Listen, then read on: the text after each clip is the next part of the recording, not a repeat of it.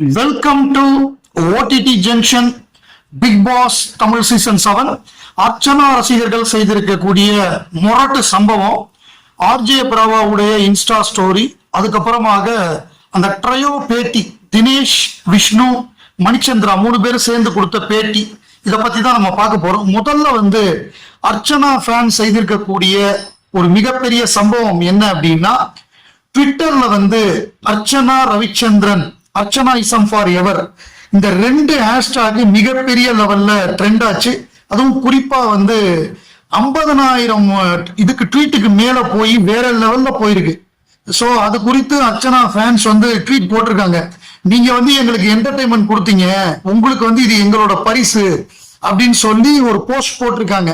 அதுல அந்த 50K அந்த பிக்சரை போட்டு, ஹே Archana Ravi, this is from all of Archana family. You gave us entertainment. You gave us what we have expected. So we are giving a return gift to you அப்படின்னு சொல்லி இந்த இதை பண்ணியிருக்காங்க. அதுவும் 2 ஹேஷ்டாக். அது மிகப்பெரிய விஷயம். ட்விட்டர்ல ட்ரெண்ட் பண்றதுங்கிறது சாதாரணமான விஷயம் கிடையாது. அதுல செமையான ஒரு நக்கல் பண்ணியிருக்காங்க. என்னன்னா, ஒரு மிகப்பெரிய சிங்கத்துக்கிட்ட மாட்டிக்கிட்ட எலி மாதிரி இவங்க, அதாவது யார சொல்றது, அந்த குரூப் என்ன சொல்லுவோம், புள்ளி கேங்கா, அந்த புள்ளி கேங் மாட்டிக்கிச்சு. எப்படின்னா, அர்ச்சனா ரவிச்சந்திரன் அது 66,000 tweet, Archana ism for ever அது ஒரு 60,000 ட்வீட்டுக்கு மேல போயிருக்கு. இது நடுவுல மாயா ஸ்குவாடு அப்படின்னு ஒண்ணு 2,500 ட்வீட் போஸ்ட் தான் வந்திருக்கு. அதுக்கு மாயா ஸ்குவாட போட்டு எலிய போட்டு, அந்த எலி சொல்ற மாதிரி, please don't crush me Vijay and Archana fans. ஏன்னா ஒரு பக்கம் விஜய், தலைவர் விஜய்னு 81,000 ட்வீட், அப்புறம் அவருடைய கட்சி தமிழக வெற்றி கழகம் அது நிறைய ட்வீட் போயிட்டு இருக்கு. இங்க அர்ச்சனா ரவிச்சந்திரன் பார்த்தா அடிச்சு நொறுக்குது, அர்ச்சனா இசம் ஃபார் எவர் அடிச்சு நொறுக்குது. இதுக்கு நடுவுல அந்த மாயா ஸ்குவாடு மாட்டிக்கிச்சு.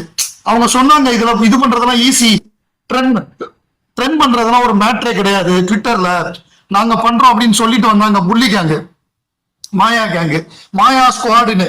கடைசியில பார்த்தா அது 2,500 ட்வீட்டுக்கு மேல போட முடியாம அடிச்சு துவம்சம் பண்ணிட்டானுங்க. எங்களை எலிய நசுக்கிற மாதிரி, பெருச்சாலிய நசுக்கிற மாதிரி நசுக்காதீங்க அப்படின்னு கதற விட்டானுங்க. ஸோ அந்த ட்வீட்டும் செம நக்கலா இருந்தது. அதை பாக்குறப்பவே ரொம்ப ஹாப்பியா இருந்தது. அதாவது பப்ளிக் சப்போர்ட் இருந்தாதான் பண்ண முடியும். நீங்க சும்மா ஒரு 10 பேர் சேர்ந்தெல்லாம் இங்க ஒன்றும் பெருசா பண்ண முடியாது. இது பப்ளிக் பண்ணணும், நிறைய ஃபேன்ஸ் இருந்து பண்ணாதான் வேற லெவல்ல போகும் அது. ஸோ அந்த மாதிரி ஒரு கலக்கி விட்டானுங்க நம்ம அர்ச்சனா ஃபேண்டம், அர்ச்சனா ஆர்மி எல்லாம் சேர்ந்து ஒரு கலக்கி விட்டாங்க. ஸோ அது ஒரு மகிழ்ச்சியான விஷயம். அடுத்ததா நம்ம ஆர்ஜே பிராவோ அவர்கள் ட்வீட் போட்டிருக்காரு. சாரி, ட்வீட் இல்ல, இன்ஸ்டாகிராம் ஸ்டோரி. அதுல டீம் பி, அதாவது எல்லாருமே உள்ள கொண்டு வந்துட்டாரு. டீம் பில அவர் என்ன பண்ணிருக்காருன்னா, விஷ்ணு, ரவீனா, தினேஷ் 3 பேர் நிக்கிற போஸ்டர் போட்டிருக்காரு. அவர் அவர் எல்லாரோட இருக்கிற பிக்சரு. கூல் சுரேஷ உள்ள கொண்டு வந்திருக்காரு. மிக முக்கியமா எல்லாரும் எதிர்பார்த்த டைட்டில் வின்னர் அர்ச்சனா அவர்களை உள்ள கொண்டு வந்திருக்காரு. சோ அந்த டீம் பீன்னு எல்லாருமே இருக்காங்க. அதுல Dinesh, Manichandra, Vishnu, RJ Bravo, Raveena, cool Suresh மற்றும் அர்ச்சனா. சோ அந்த அர்ச்சனா சேர்ந்தாதான் அது கம்ப்ளீட் ஆகும் அப்படின்னு சொல்லி எல்லா ரசிகர்கள்லாம் சொல்லிக்கிட்டே இருந்தாங்க நேத்திக்கு. சோ அவர் அழகா அந்த போஸ்ட்ல இவங்க எல்லாருமே கொண்டு வந்து டீம் பி அப்படின்னு போட்டு பின்னாடி பாட்டெல்லாம் போட்டு விட்டு ஒரு கலக்கிட்டாரு. அதாவது நேத்திக்கு ஒரு நண்பர் சொல்லியிருந்தாரு, நம்ம இதுல நம்ம வீடியோக்கு கீழே கமெண்ட் போட்டிருந்தாரு. நான் கூட அந்த ஒரு கமெண்ட்டை படிச்சேன். நாங்க இந்த மண்ணை விட்டு போக மாட்டோம் அப்படின்னு ஒரு கமெண்ட்டை படிச்சேன். அதுக்கு அவர் சொல்லியிருந்தாரு, இது புள்ளி கேங்குக்கு எதிராக போடப்பட்ட போஸ்ட். அதுல என்னன்னா, அவங்க லொகேஷனை மாத்திட்டு ஓடுங்கன்னு போட்டிருந்தாங்க. அதுக்கு பதிலடி தான் இந்த போஸ்ட். அதுக்கு தான் இந்த பாட்டை போட்டது, அந்த காகித கப்பல் பாட்டை அவங்க பொருள் எடுத்து அவங்கள சாத்துறதுன்னு ஒரு நண்பர் போட்டிருந்தாரு. ஸோ அதுக்கப்புறம் தான் எனக்கு அது புரிஞ்சுது. நான் அதெல்லாம் கவனிக்கல, அந்த ஆங்கிள் நான் பார்க்கல. அவங்க ஏன்னா அந்த குரூப் நமக்கு பிடிக்காத குரூப் எல்லாம் சேர்ந்து இருக்காங்கிறத மட்டும் நான் பார்த்தேனே தவிர அதை டீட்டெயிலா உள்ள பூந்து பார்க்கல. சோ அதை சொன்னதுக்கு அப்புறம், ஓ இதுதான் விஷயமா, இதுக்குதான் சாத்து விழுந்ததா அப்படின்னு புரிஞ்சுக்கிட்டேன். அதுக்கப்புறமா அந்த 3 பேர் சேர்ந்து கொடுத்த பேட்டி நல்லா இருந்தது. அதாவது அதுல மணி ஜெனியூனா சொன்னாரு. என்ன சொன்னாருன்னா, நான் தினேஷ் மாதிரி ப்ரூட்டலா பண்ண ஆரம்பிச்சிட்டேன், தினேஷ் என்ன மாதிரி டான்ஸ் ஆரம்பிச்சுட்டாரு, விஷ்ணு என்ன மாதிரி டான்ஸ் ஆடுறா, நான் விஷ்ணு மாதிரி புலம்ப ஆரம்பிச்சிட்டேன், அந்த அளவு ஒண்ணு கூடிட்டோம் அப்படின்னாங்க. அவங்களுக்கு பயங்கர பாசிட்டிவான கமெண்ட்ஸ், எல்லாருமே அவங்கள ரொம்ப விரும்புறாங்க. அதாவது எப்படின்னா அந்த காலேஜ்ல படிச்ச அனுபவங்கள், அந்த காலத்து ஞாபகம், காலேஜ் பசங்க எல்லாம் உட்காந்து பேசுவாங்கல்ல குட்டிச்சோகத்துல, அந்த விஷயங்களை தான் அவங்க திருப்பி ஞாபகப்படுத்தணுங்கிறத தினேஷ் சொன்னாரு. இதை தவிரவும் தினேஷ் வந்து என்ன சொன்னார் அப்படின்னா, எங்களுக்கு நெகட்டிவாவும் சில பேர் சொல்லியிருக்காங்க. வேற யாரு, இந்த புள்ளி கேங் தான் எம்சிபின்னு போட்டது, மேல் சாவனிஸ்ட் சொன்னது வந்து இந்த புள்ளி கேங் சொன்னது. மற்றபடி பெருவாரியான ரசிகர்கள் ரசிச்சாங்க. இல்லைன்னா டாப் 5ல அவங்க வந்திருக்க முடியுமா? அந்த 3 பேருமே டாப் 5ல இருந்தாங்க. அதான் அதோட பியூட்டி. சோ அதுல என்ன சிறப்பு அம்சம் அப்படின்னா, அவங்களுக்குள்ளேயே அவங்க கலாச்சிக்கிறது. டே எங்களோடய இருந்துட்டு கடைசியில நீ கமல் சார் பக்கத்துல போய் நின்னுட்ட, டைட்டில் வின்னர் ரன்னர் வர்ற வரை நீ நின்னுட்ட, பயங்கரமான ஆள்றா அப்படின்னு சொன்னது. அதுக்கப்புறம் இவர் வந்து நான் பசிக்குது நான் போய் வெந்நீர் குடிச்சிட்டு வரேன்னு விஷ்ணு போனது, அதை புடிச்சு கலாச்சிட்டு இருந்தாங்க. அந்த மாதிரி அவங்களுக்குள்ள உள்ள விஷயங்கள், அவங்க எப்படி மத்தவங்க எல்லாம் ஜாலியா கடைசி 3 வாரம் கலாச்சாங்க அப்படிங்கறதெல்லாம் ரொம்ப அழகா, அந்த அந்த பாண்டே நல்லா இருந்தது. தினேஷ் சொல்ற விதமா இருக்கட்டும், விஷ்ணு அதை எக்ஸ்பிளைன் பண்ற விதமா, விஷ்ணு கொஞ்சம் அதிகமா பேசல, மணியும் தினேஷ் வந்து அதிகமா பேசினாங்க. விஷ்ணு வந்து ரொம்ப அளந்து தான் பேசினாரு.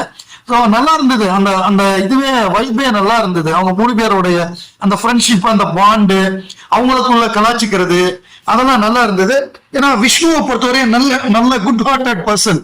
ஏன்னா நம்ம ஆர்ஜே பிராவோ வந்து அவர் வெளிநாட்டுல இருக்காரு, இங்கே அவருக்கு சொந்தமா கார் இல்ல. என்கிட்ட 2 கார் இருக்கு, நீ ஒரு காரை எடுத்துக்கடா, நீ ஃபுல்லா முடிச்சுட்டு நீ ஊருக்கு போறப்ப கொடுத்துட்டு போன்னு சொல்லி கொடுக்குற அளவுக்கு நல்ல ஃப்ரெண்ட் அவரு. ஸோ அந்த மாதிரி இவங்க எல்லாமே விஷ்ணுவை நாங்க மிஸ் பண்றோம் அப்படின்னு சொல்றாங்க. ஏன்னா விஷ்ணு வந்து அந்த மாதிரி ஒரு இம்பாக்டை ஏற்படுத்துறாரு, அவர் இல்லைன்னா அந்த அந்த வேக்குமை நாங்க ஃபீல் பண்றோம்னு சொல்லி தினேஷ் சொன்னது. அப்புறம் தினேஷ் அந்த கால்ல பிரச்சனையாகி ஒரு மாதிரி பிராக்சர் மாதிரி அந்த இதை போட்டு கட்டிக்கிட்டு இருந்தார்ல, அப்ப கூட அவர் டான்ஸ் ஆட ட்ரை பண்ணது, அதெல்லாம் வேற கலாச்சிட்டு இருந்தாங்க ஜாலியா. அவர் எம்ஆர்ஐ எடுத்து பார்த்தாராம், கொஞ்சம் காம்ப்ளிகேட்டடா தான் இருக்கான். இப்பயும் அந்த கால்ல அந்த நீ இதை போட்டு தான் வந்திருந்தாரு, நீ பேண்டை போட்டு தான் வந்திருந்தாரு. 3 பேருமே பயங்கர ஃபன் பண்ணாங்க. அப்புறம் 3 பேரும் வந்து தளபதி விஜய் அவர்களுக்கு வாழ்த்து சொன்னாங்க. தளபதி அந்த தமிழக வெற்றி கழகத்துக்காக நம்ம மணி வந்து தீவிரமான ஃபேன்னு தெரியும், அவர் ரொம்ப நாளாவே தளபதி விஜய் ஃபேன்னு சொல்லிக்கிட்டே தான் இருப்பாரு. அவர் சொன்னாரு. அப்புறம் விஷ்ணுவும் விஜய் ஃபேன் தான், விஷ்ணுவோட பேரே அதனாலதான் அப்படி வச்சது. விஷ்ணு விஜய்ங்கிற பேரே விஷ்ணு படத்தை பார்த்து தான் வச்சது, விஜய் நடிச்ச விஷ்ணு படத்தை பார்த்து தான் வச்சது.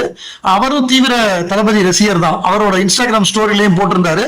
தினேஷ் வந்து விஜய் ஃபேன் கிடையாது, விஜய் ஃபேன் இல்லைனாலும் அவர் வாழ்த்து சொன்னாரு. அவர் வந்து சிவகார்த்திகேயன் ரொம்ப டவுன் டு எர்த்தா இருக்காரு, ரொம்ப ஹம்பிளா இருக்காரு, 9 வருஷம் கழிச்சு பார்த்தேன் அதே மாதிரி பழகுறாரு, அந்த மனுஷனை பார்த்து கத்துக்கணும்னு சொல்லி சிவகார்த்திகேயனை பாராட்டினாரு. தல அஜித்தை சொன்னாரு. தல அஜித் வந்து எப்படி வந்து ஒரு எந்த பேக்ரவுண்டும் இல்லாம மிகப்பெரிய ஒரு ஆளா வந்தாரு அப்படின்னு சொல்லி தல அஜித்தை பாராட்டினாரு, தளபதி விஜயை பாராட்டினாரு, சிவகார்த்திகேயனை பாராட்டினாரு. சோ இந்த மாதிரி அவங்க எல்லாமே பாசிட்டிவா தான் சொன்னாங்க. யாரை பத்தியும் நெகட்டிவாவோ யாரை பத்தியும் ஒரு விமர்சனமோ எதுவுமே பண்ணல. முழுக்க முழுக்க ரொம்ப பாசிட்டிவான